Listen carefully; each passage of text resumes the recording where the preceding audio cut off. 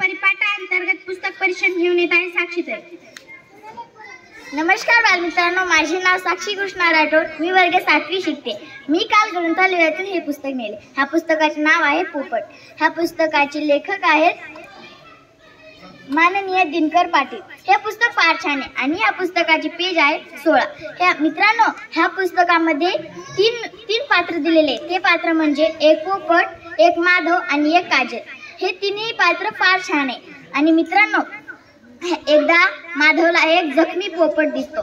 तो पोपट फार जखमी झालेला असतो। ना त्याला चालता येत असतो, ना त्याला उठता पण नाही येत असतो।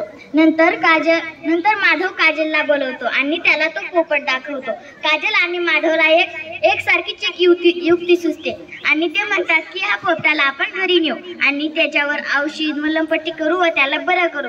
नंतर ते त्याला घरी नेतात आणि त्याला कैरी व पाणी देतात। तो पोपट घाबरून ते खातच नाही। नंतर ते जाऊन लपतात, पायरी मागे ते लपतात आणि नंतर तो पोपट हळूहळू पुढे जाऊन ते कैऱ्या व पाणी पितो।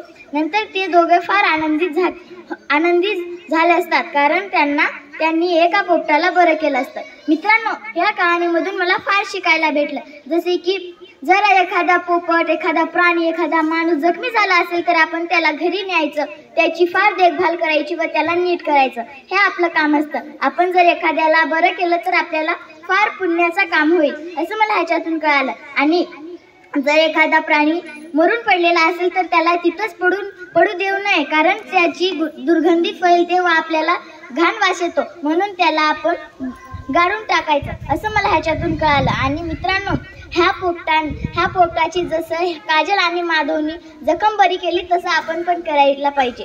मित्रांनो, हे पुस्तक तुम्ही नक्कीच वाचा। ह्या पुस्तकामधून मला जशी माहिती कळाली यापेक्षा दुगणी माहिती तुम्हाला पण कळू शकते आणि तुम्ही पण दुसऱ्यांना असंच वेगवेगळं ज्ञान देऊ शकता।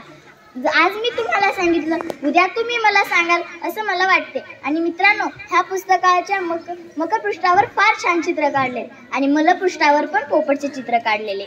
ह्या चित्रातून मला जितकी माहिती मिळाली तितकी पण तुम्हाला पण मिळेल अशी माझी इच्छा आहे। तुम्ही हे पुस्तक नक्कीच वाचा, तुम्हाला पण फार छान माहिती मिळेल। धन्यवाद।